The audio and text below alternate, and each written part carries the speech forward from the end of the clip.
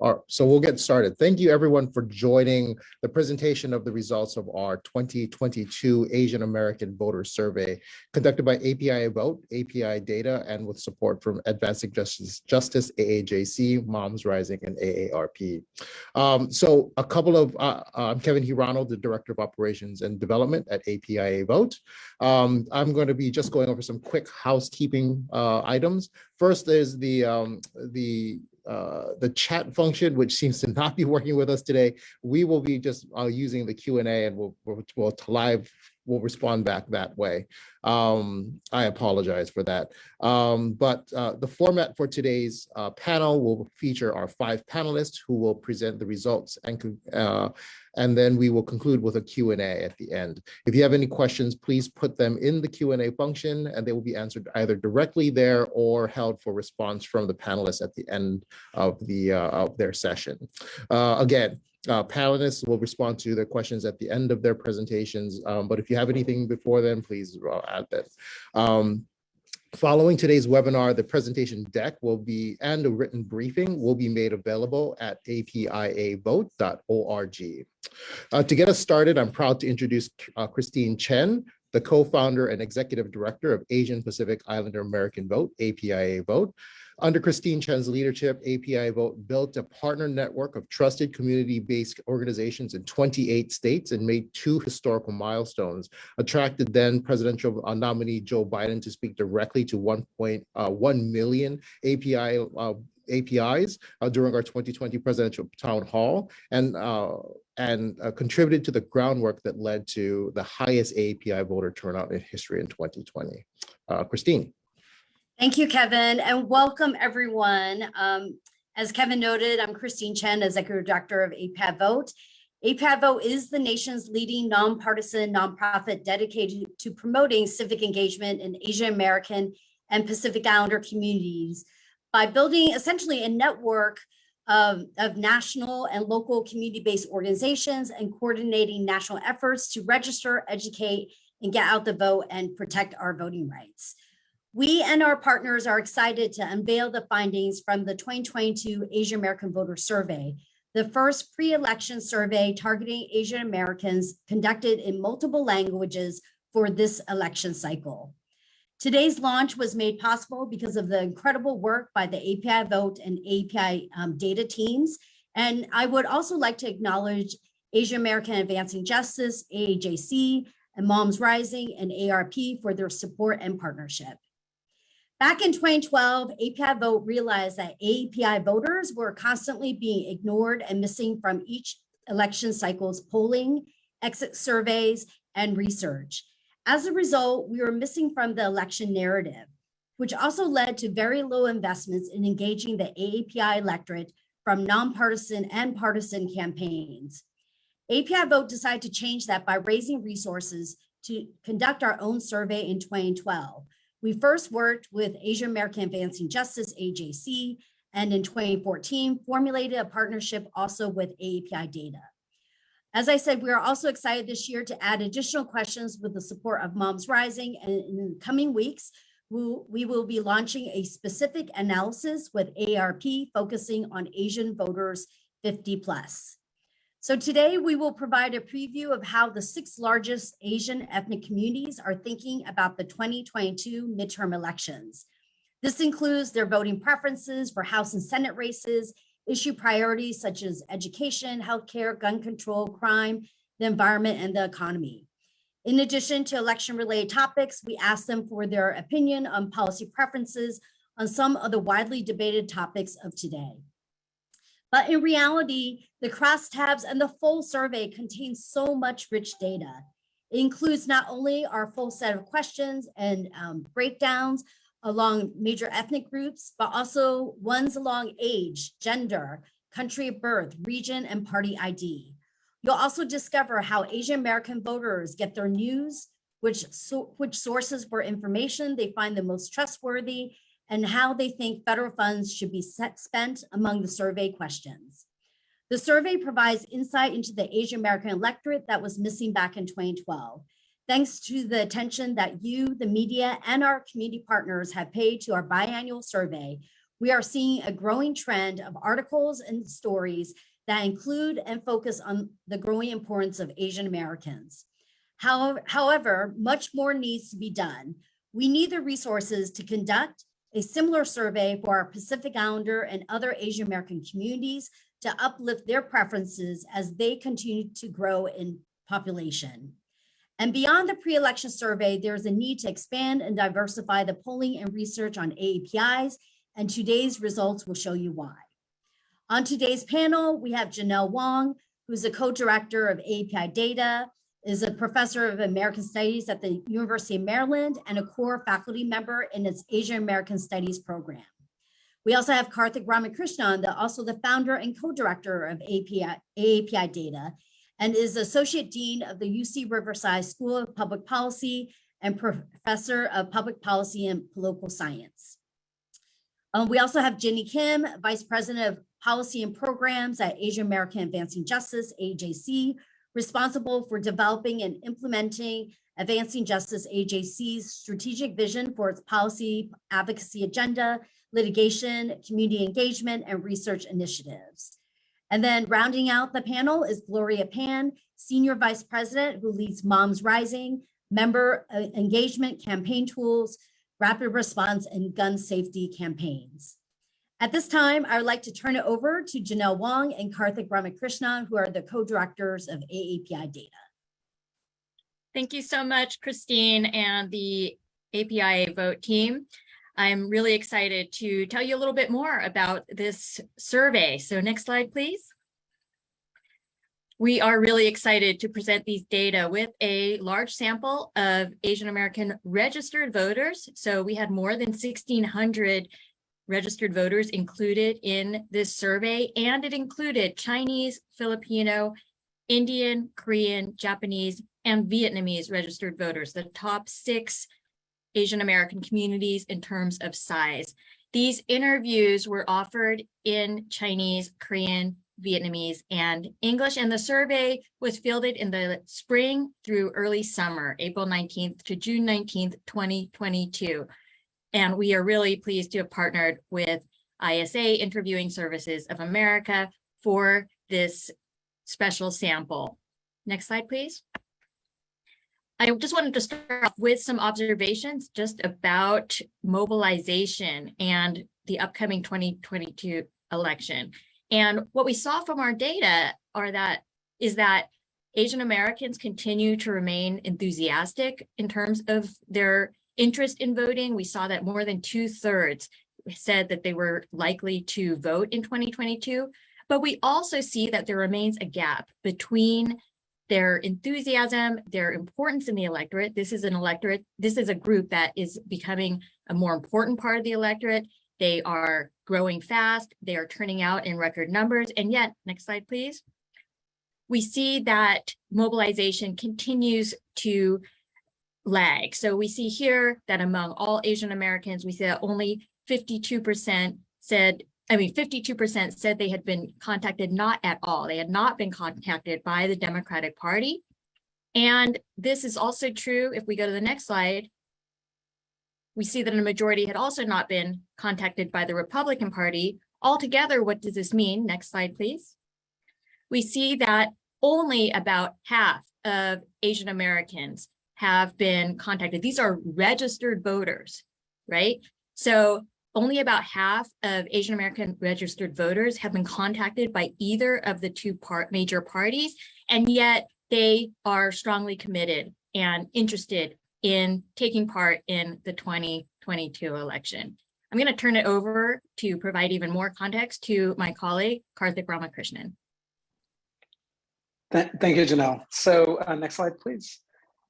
We have a bunch chock full of findings, by the way, which you can find on our respective websites. It is an election year. Elections have consequences. And what do Asian American voters prefer in terms of the issues that matter to them?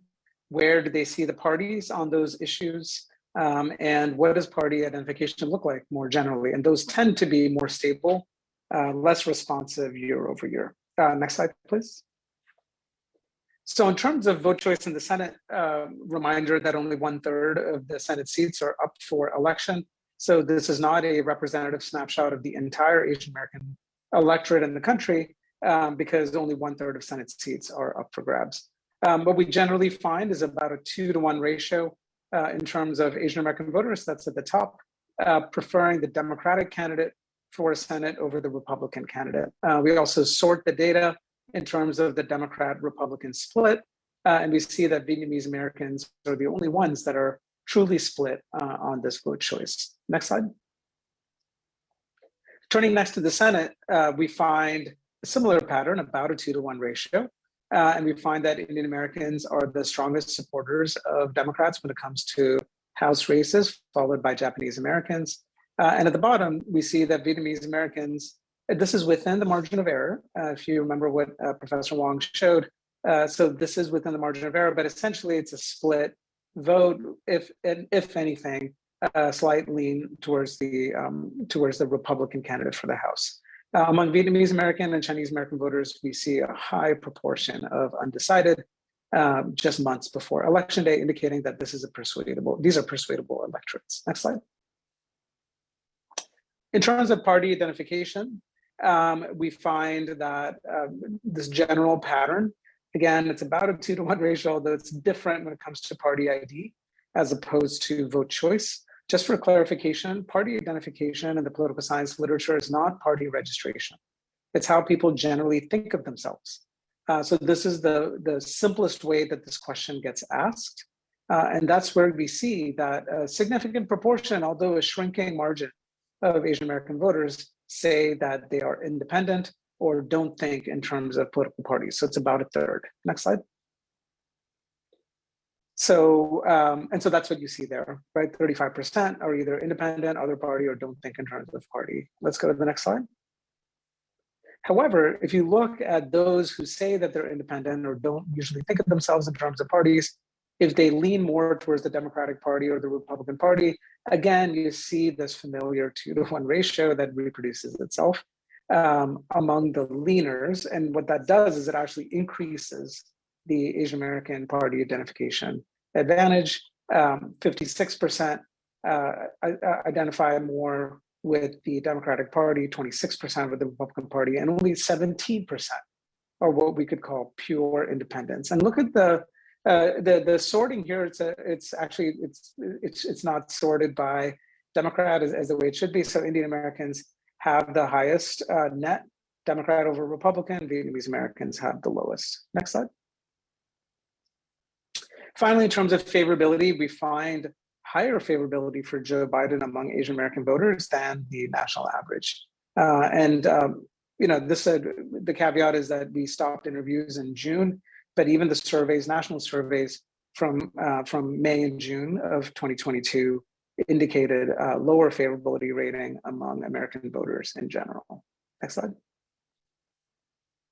We did ask a question about favorability about Donald Trump, and we find that Vietnamese Americans actually still hold a favorable rating, so close to 50%. And in fact, a much higher proportion have a favorable rating of Donald Trump than an unfavorable rating.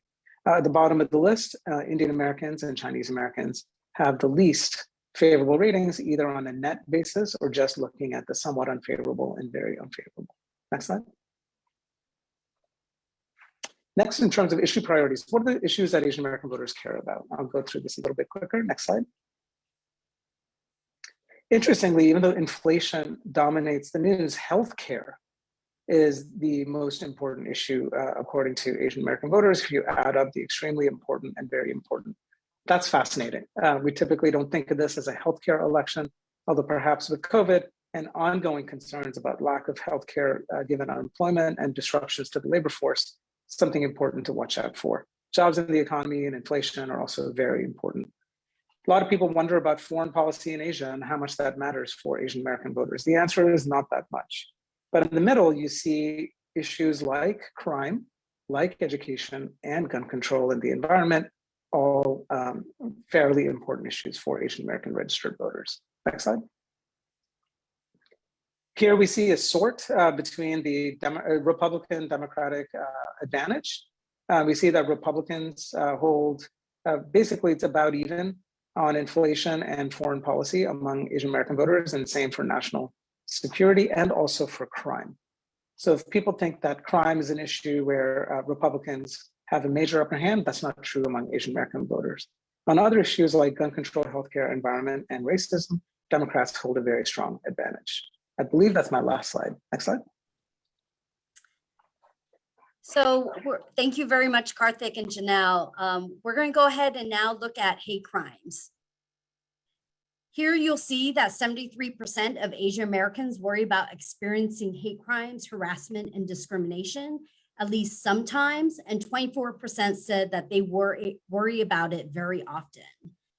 So we know that this is also an issue and conversation in terms of how we are able to engage the API electorate into turning in and looking at why they should register and go vote and mobilize for the elections. The next slide, we also look at how the convergence of worry about hate crimes and a House vote choice in 2022. Looking deeper into the results, we also found that Asian American voters who worry more about hate crimes also tend to lean slightly more Democrat. Now, in terms of voter method, in 2020, we know nearly 3 out of 4 API voters chose to either vote early or by mail. So let's now look at their preference to access to vote for this year. We found consistency over the years that more Asian American voters prefer to cast their ballots in a way other than in person on election day. 50% surveyed prefer to do so by mail or by dropping off their ballot at an election office, polling place, or a ballot box. That's why for certain states where laws have changed, where perhaps voting early or by mail is a little bit more difficult, it's going to be the role of nonprofit organizations, political campaigns, and candidates to make sure that we educate this base of voters about making a new plan to vote. In the next slide, we also look at languages access. Asian American voters also comprise many different language speakers. We found that 77% of the voters we surveyed speak a language other than English at home. For Vietnamese voters, it's 92%, and for Chinese voters, it's 87%.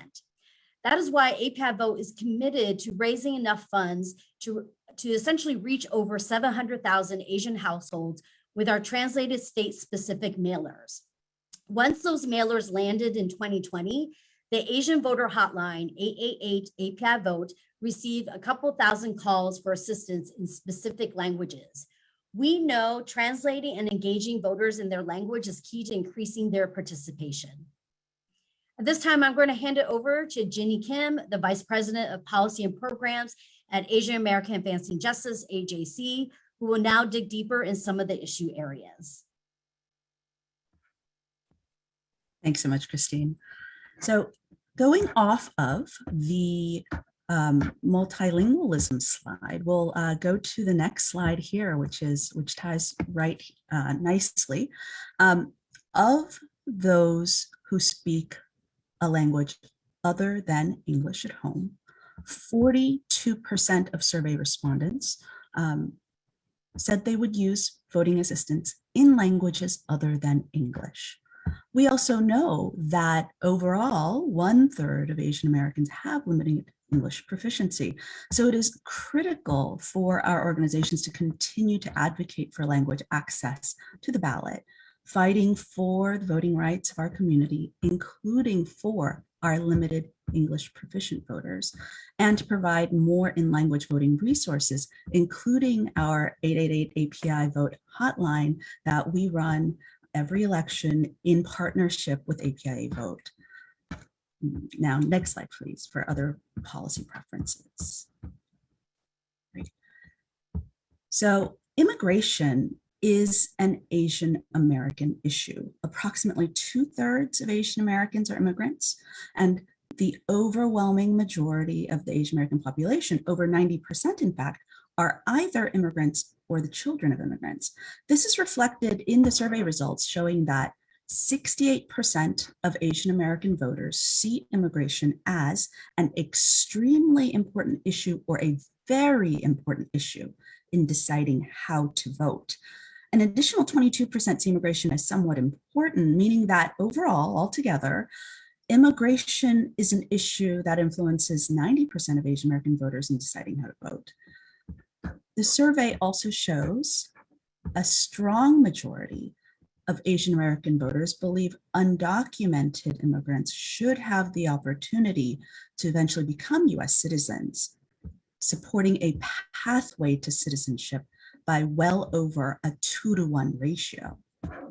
In this nation of immigrants, the strong support of Asian American voters is reflective of the importance of a pathway to citizenship for the 11 million undocumented immigrants in the US, 1.7 million of whom are Asian immigrants, and many of whom have called America home since childhood.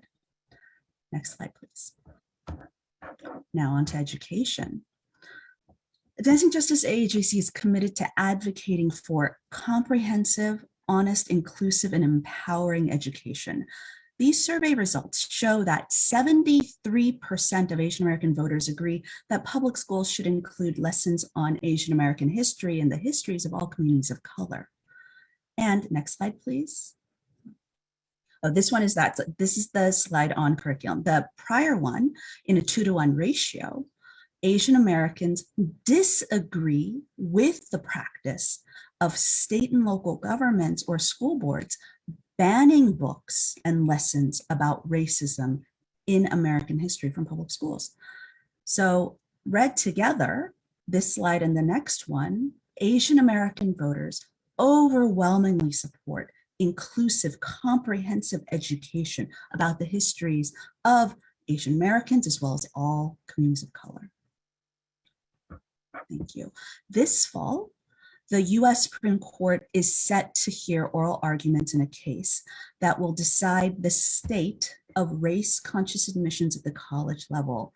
For as long as we've been asking this question in this survey, and since 2016, we have seen consistent and staunch support for affirmative action. This year is no different, with 69% of Asian American registered voters favoring affirmative action programs designed to provide communities of color, women, and other marginalized communities access to higher education.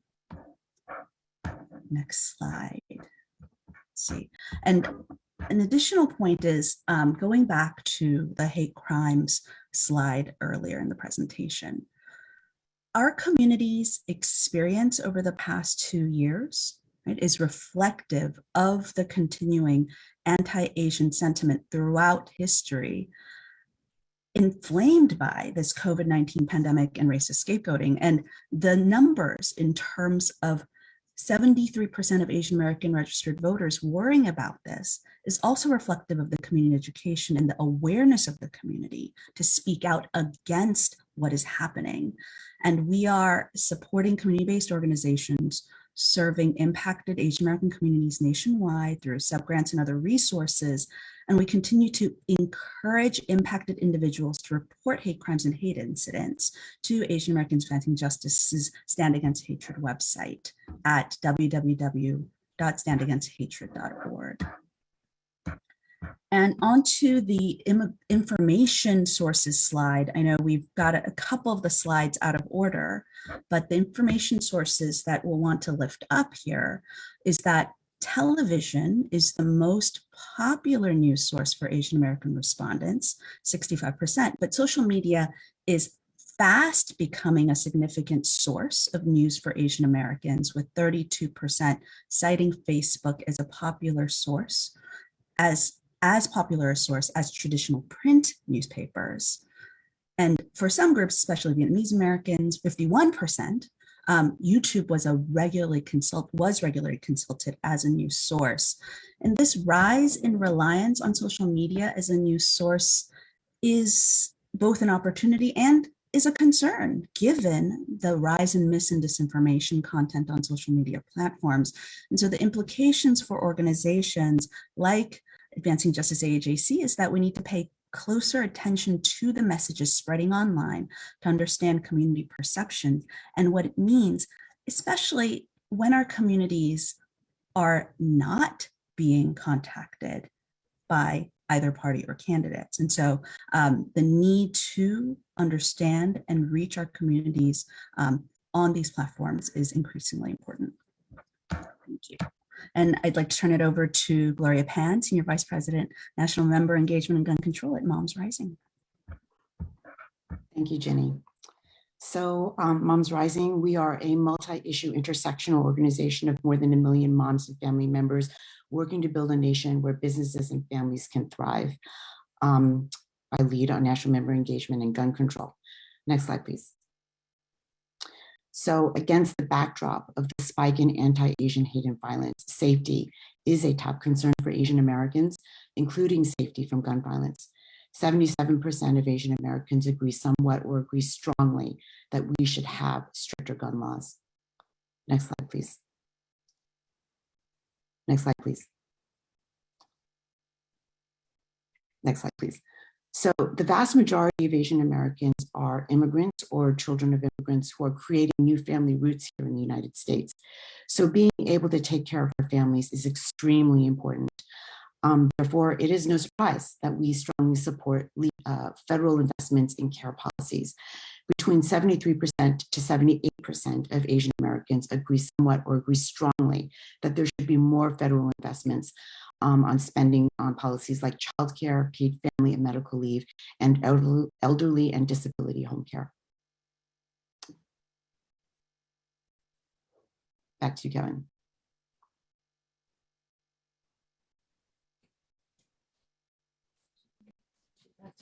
Yep. Great. Thank you very much. And thank you to all the panelists today for providing in the reviewing the results of this year's Asian American Voter Survey. So now we're going to go ahead and offer the table to any questions that you may have. We have one from Sam Park, and I'm going to read it. And let's see. Do you anticipate any significant differences in preferences/trends by region, such as AAPI voters who live on the West Coast versus the South? Or can these national trends apply locally? I think that Karthik or Janelle would like to answer that. Yeah, I can jump in on that. And folks, if you can, oh, sorry, Janelle, go ahead. I'll just say, go to our website and you can find the details there. But Janelle, I don't know if you want to jump on any regional and things. I don't know, Karthik, did we include in those details, do we do a little bit of regional breakdowns? We are not encouraging people to go really to the local level with these data because it is a national sample and the size gets really small once we go to a local level. But I think over the years, I would say that the trends that Karthik and I have seen in many different surveys is that there are many of these trends you see here can be applied to the general population in various places. Of course, there are some regional context matters that need to be accounted for. Go ahead, Karthik.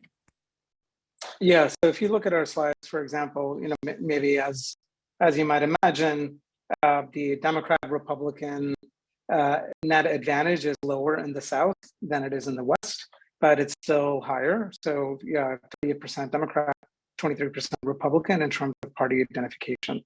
And then similarly, when you see on some of these candidate choice things too. So generally the consistent theme is that it's as you would expect that in the South, the Democratic net advantage is not as high as it is in the Northeast or in the West.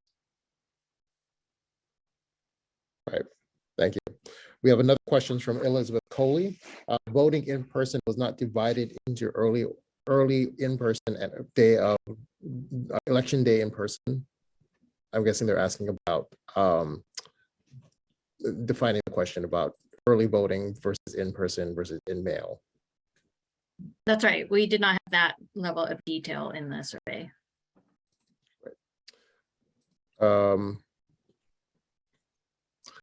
Emily Lines asks, do you have any questions of Asian Americans living overseas or know of any sources for this data?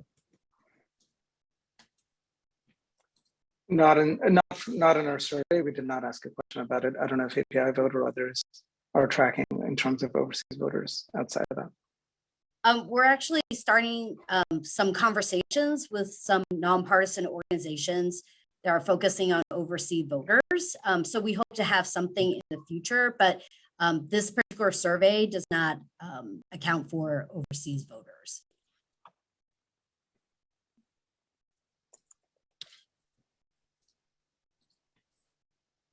Miriam Young asked, just to clarify, there were no reproductive rights questions.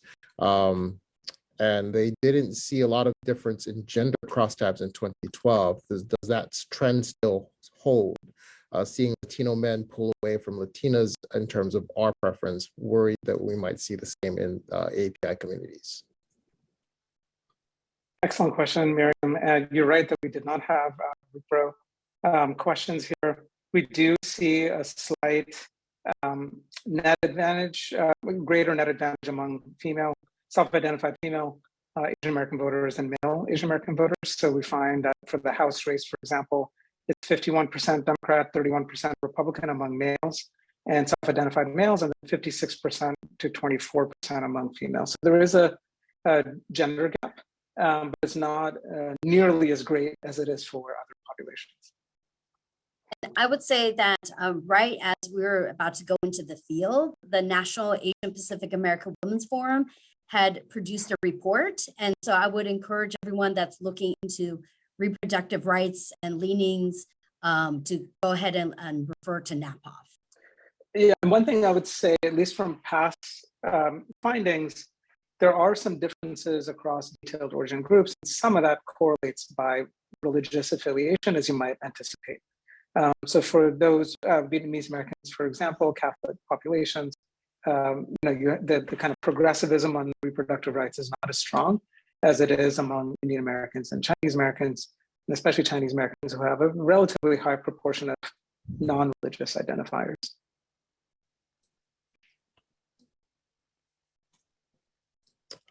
We have a question from Rajiv. Do you have any statistics on the drop-off in voter participation among Asian Americans in midterms versus presidential election years? Yeah, so folks can go to our blog where we have prior blog posts. Important to note, 2018 and 2020 were incredible years. I mean, they're incredible in general, but the record increases that you saw for Pacific Islander voters and Asian American voters, were higher than for any other group. Now, that said, the baseline typically is lower, and 2014 was a pretty awful election when it came to midterm turnout. So one of the big questions this time around, wide recognition that in 2018, Donald Trump, even though he was not on the ballot, had an outsized effect. He's a very polarizing figure. He's playing less of a role this time, but still is relevant. On top of that, we have hate crimes and hate incidents that are also introducing new dynamics, which may actually spur people to vote. But it remains to be seen. And I think this is when we'll see if we're seeing that level shift. I mean, essentially, if we're seeing an awakening of political consciousness among Asian Americans that remains, the 2022 elections will be an important barometer of that. I also would like to lean in and note that in 2018 and 2020, we also saw a lot more investments, at least on the nonpartisan side, really making sure that the community organizations have the infrastructure and the capacity to increase their work around voter registration, getting out the vote, and voter education, and overall just mobilization. So that also is something that we're keen and we're really focusing on and making sure that those type of same resources continue. In addition, we also saw in 2021 that early voting in New Jersey as well as Virginia increased tremendously in comparison to the previous off-year cycle elections. And so in looking at those trends, we're also anticipating that, at least from APIAVote side, that we're very hopeful that the turnout for the API electorate during this midterm election, there is going to be extreme interest and activations as well. I think, Janelle, you'd unmuted yourself as well. I just wanted to remind the folks that are on this call that the data that we're presenting here are of Asian American registered voters who are surveyed also. So these are the people who are fairly engaged. And so there's still work to be done in terms of voter registration in our communities. A question for Harini Krishnan. Were Indian Americans the only South Asian voter survey? If not, is there any way to access this information? Yes, Indian Americans were the only ones. In the past, We've had surveys of Pakistani and Bangladeshi voters. It's very expensive to do, and won't get into the details of trying to do name classification. But given the relatively high proportion of Muslim names that could be of any racial or ethnic group, it becomes really difficult to produce representative samples of Pakistani and Bangladeshi voters. One question from an anonymous from attendee regarding anti-Asian violence. Is there a breakdown as to who the community sees as the aggressor?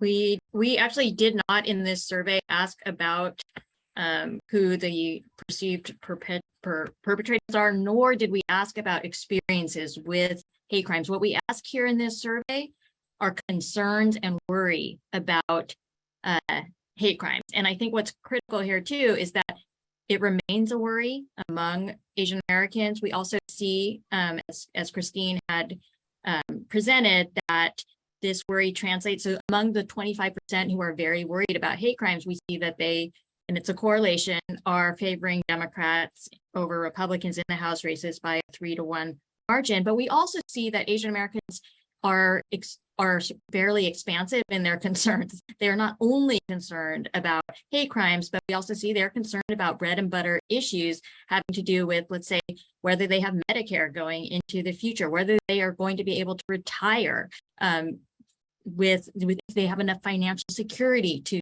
retire. And so I think one thing that comes out from these data is that hate crimes remain important, and there is worry, but there's also a very broad agenda among Asian Americans.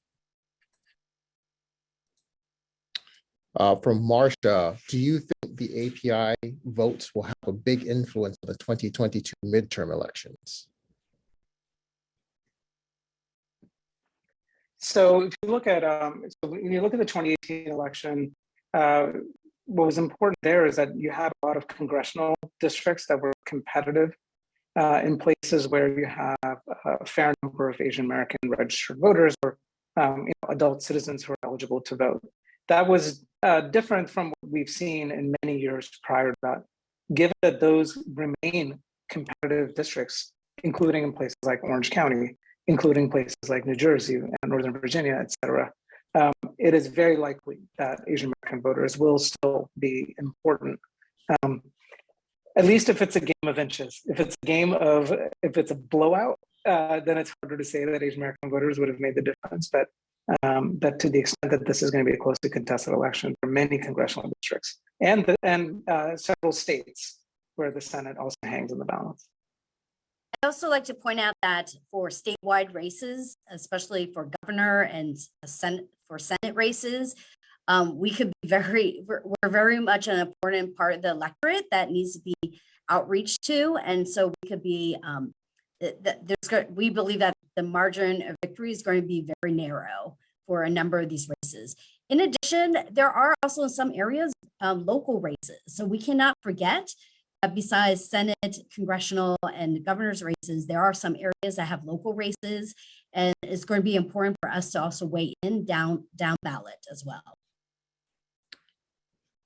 We have two questions that are similar. So is the repo rights a means of persuading Chinese American voters to swing Republican?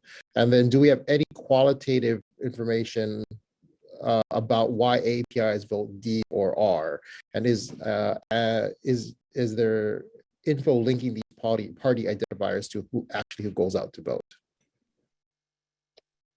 It's interesting to think about the reproductive rights question. What we've seen in surveys, that this survey, as was mentioned earlier, did not include a question on reproductive justice or reproductive rights. However, past surveys have shown that Asian Americans as a group, and Chinese are one of the groups that is most prominent here, because they're a large part of most samples of Asian Americans, that Asian Americans as a group tend to be either the highest or at least as high as any other, as the other highest group in any survey, when it comes to especially support for abortion rights. And so what we see is that maybe contrary to the stereotype of immigrants who are socially conservative, Asian Americans are actually very distinctively progressive when it comes to supporting access to abortion. And even the most conservative Asian American groups tend to be fairly progressive on this issue. So I don't think this is an inroad for Republicans. On the other question, I'll let Karthik, I dropped it into the Q&A, but Karthik has actually written a pretty comprehensive piece on what is driving partisanship among Asian Americans. Great, thank you, Janelle. Yeah, it's an oldie but goodie. It was an invited piece for the American Prospect that's it's still available. It's not, I don't think it's gated. It's called Why Asian Americans Became Democrats. And that is a 2-decade-long process. And it has everything to do with being welcoming versus exclusionary. And what's interesting is that over time, the hardening of party identification among Asian Americans actually starts shifting their opinion on many economic issues, right? So in the exit polls, limited as they are in 1992, not only showed high support for George H.W. Bush, but also fairly moderate to conservative economic policy opinion about the size of government. 20 years later, it's a complete role reversal.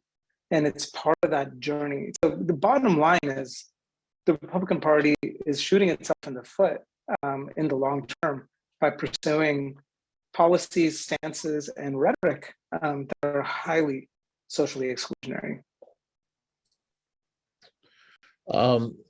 Thank you. Ashley Lynn asked, hate crimes as a motivator for voting. How does that manifest? Turnout, voting preferences in candidates, if you could elaborate on that. Yeah, what we're seeing is, so first of all, as Janelle said, these are registered voters, so their stated inclination to vote is actually quite high. So we don't see, at least in these data, as opposed to say voter registration data, where you might see more of a bump, we don't see much of a difference. That said, remember the 2-to-1 ratio that I spoke of? Among those who are, who worry very often, that becomes a 3-to-1 ratio. Now, this is not a causal statement. This is a correlation. But what we can safely say is that among Asian Americans who are very worried about hate crimes, the Democratic Party benefits. However, I would add in a red flag that because safety is such a concern, I think that there is a particular vulnerability among Asian Americans around safety messaging, particularly very divisive safety messaging. And as we know, especially around the issue of gun violence, the NRA and their allies have an extremely powerful messaging machine. So that there is a vulnerability there around the issue of safety. And with regard to the solutions to hate crimes and community response to hate crimes, we hear from our partners on the ground with regard to the need for holistic solutions that are not specifically law enforcement focused, but outreach and linguistic and culturally accessible resources from many different government agencies, including wraparound support services for victims advocates, for mental health services, as well as restorative justice solutions, a whole host of different types of solutions that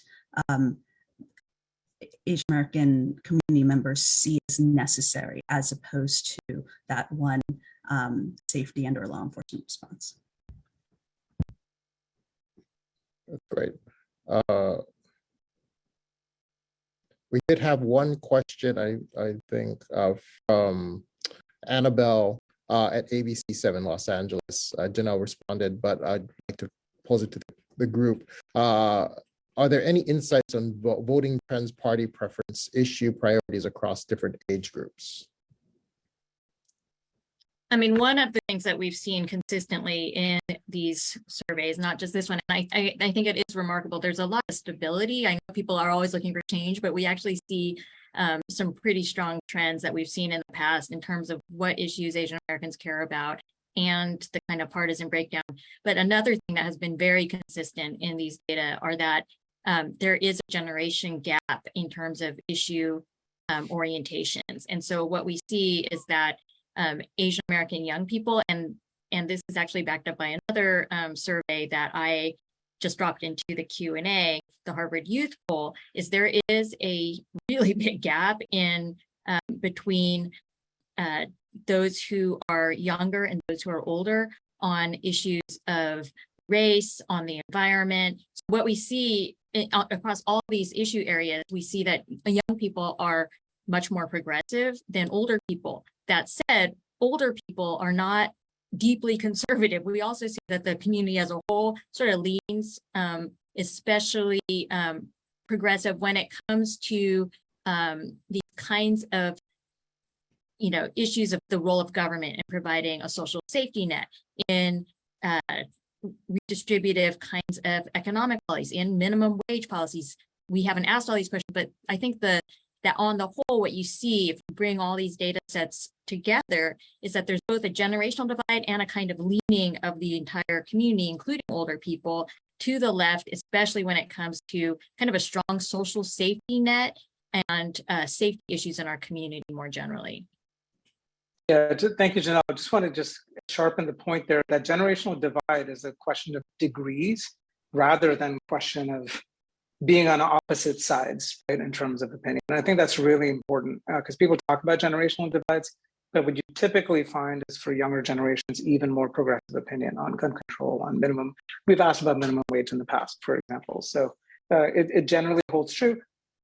I would say one of the big questions is in terms of Vietnamese American voters. What we saw in 2020 was actually a dynamism in that electorate that we had not seen in a long time. It looked over the years that Vietnamese Americans were drifting more towards the Democratic Party as you saw younger Vietnamese Americans, with stronger preferences.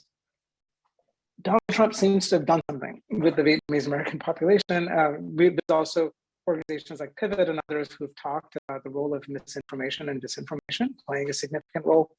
That could also play a role in terms of the kind of dynamism we see in the Vietnamese American electorate. Thank you. U.S. Song from the Korean American Coalition in Los Angeles, based in LA, asked, we've noticed that only a fraction of registered voters from the AAPI community are actually voting compared to those that have registered. What kinds of strategies have been successful to increase active voter participation? And are any of those strategies changing considering the increase in anti-Asian hate and other relevant issues to our communities? So Janelle's dissertation and, I was going to say Janelle's dissertation and book covered it way back. But yeah, Christine, why don't you talk about stuff on the ground?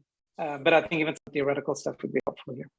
Yeah, so I want to point out that many times the political campaigns are focusing on people who vote on a regular basis.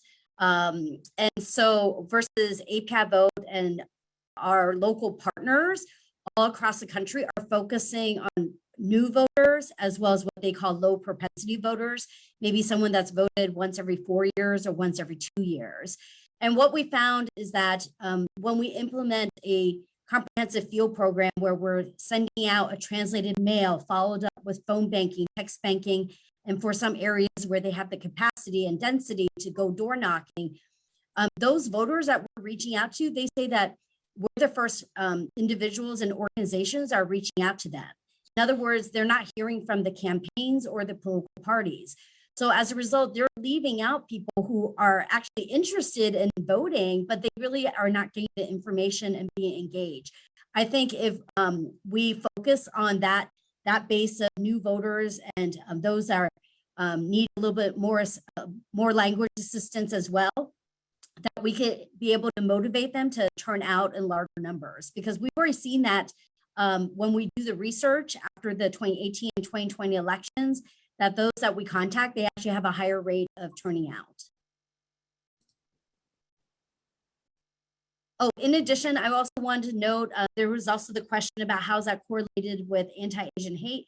I would say, since 2021, we've seen an increase of the community taking interest because of the rise of anti-Asian hate. And there are individuals now understanding or have an interest in terms of how trying to figure out how does political organizing and our elected officials, how that related to how they want to stop Asian hate. I think we need to work with those organizations and those movements to ensure that as they continue to do work this year, that they also add in for every single event and every type of mobilization that they do, to make sure that they incorporate voter registration, as well as getting more involved with all of us and our local partners to actually make sure that we engage and reach out to them to turn out the vote. Yeah, I'll just also add, and Gloria spoke to this in terms of gun control. Like, Asian Americans are not single issue voters. They're not just civil rights voters. They're not just immigration voters. Consistently, we've seen very strong, and this is not even dancing around, like we say, stricter gun laws. Like, this is like about as blunt as you get, and we've seen consistently high support for stricter gun laws. We've also seen consistently high support for climate change policies, including limiting emissions. That was part of the EPA decision that the Supreme Court just recently weighed in on. So Asian Americans are environmental voters as well. What does this mean? Well, for groups like Sierra Club, all these other mainstream environmental groups that have not woken up to the fact that Asian American voters care about these other issues and they need to invest in those populations, we can't let those mainstream organizations off the hook either. It's not just about the political parties that are failing to mobilize and invest in our communities. I have a combined question too. So one, is there any difference between native voters and naturalized voters? And then add to that, has any been research or questions asked regarding the API community's impact, influence from their motherland, their historical, social, political narrative that impact how they're voting now? I'll take the second question. We have the nativity data on our website. I've done research on this, and partly, yes, country of origin does matter. Prior experience with democracy makes a difference. For example, in terms of people's propensity to vote. But that said, what's interesting, if you look at the narrative in the early 1990s about Korean American voters, because they were voting, at least it would look like they were voting Republican, or at least Asian American voters in general, people said, oh, these are people that have left socialism. They've come here and they're opposing socialism. Now, the same people say, well, they left socialism and therefore they're Democratic voters. So, the country of origin stuff, it's not a very reliable indicator in terms of, formation. Race in America matters. Come to America and you're basically treated as other and not given opportunities to get integrated into American society. That's a powerful dynamic that keeps many Asian American voters away from the Republican Party and towards the Democratic Party. So we have 2 minutes left. I'll ask one or maybe two more questions. I hope we can get all the panelists to respond to the last two.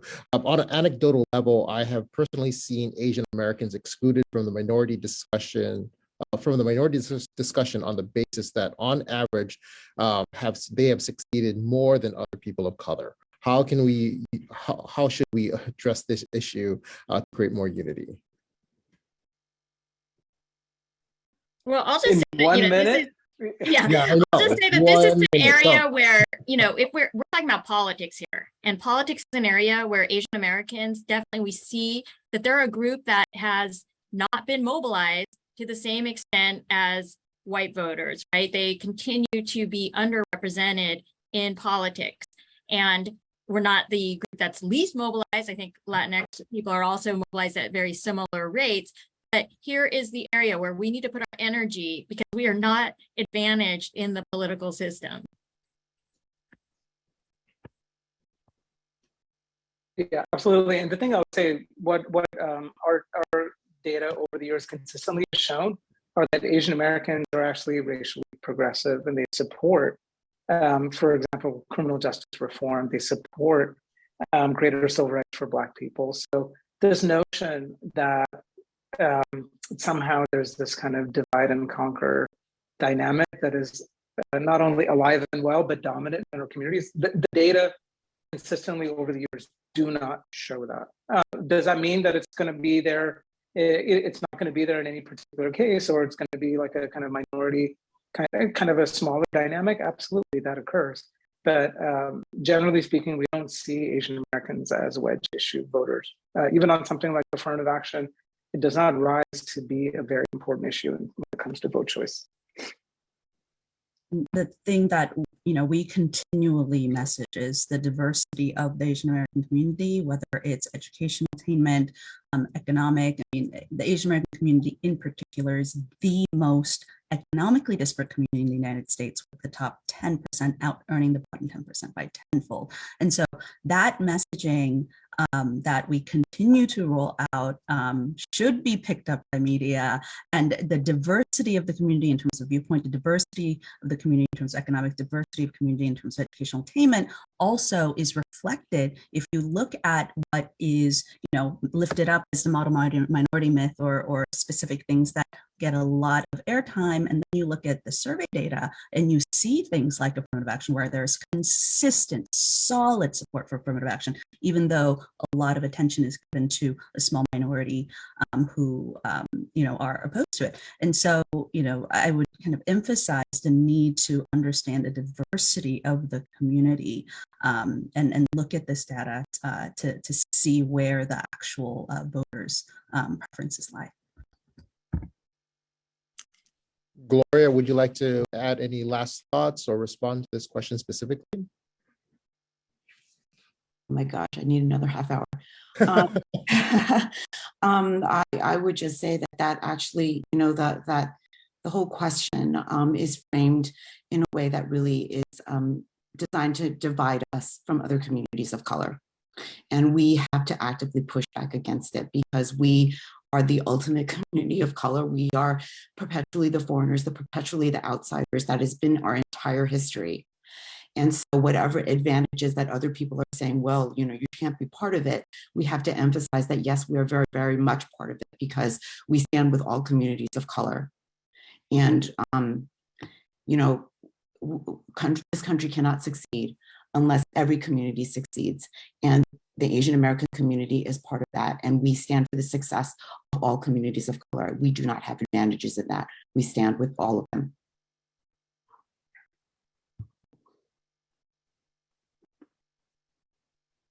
I can keep going, but I think we ran out of time. So Kevin, I know that we're out of time, but I want to at least let everyone know there are so many great questions. What we'll try to do is work with our panel to get them answered, and we'll put it on a Google Doc. And when we send out an email to all of you, to all the participants with all the new links, so that way you could find the this presentation as well as all the crosstabs, as well as the press release. We will also provide the Google Doc link, so that way for those who didn't get their questions answered, we will be able to do that, and you can find that there.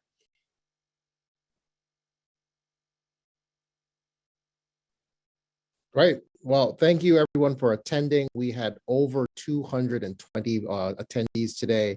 Again, as Christine was saying, the presentation and recordings will all be available at APIAVote.org. They are already on, if you need it right now, they're already on API Data's website. And we will be parsing out the data throughout the rest of the month and through August. And we hope you all stay engaged with our work. Thank you very much.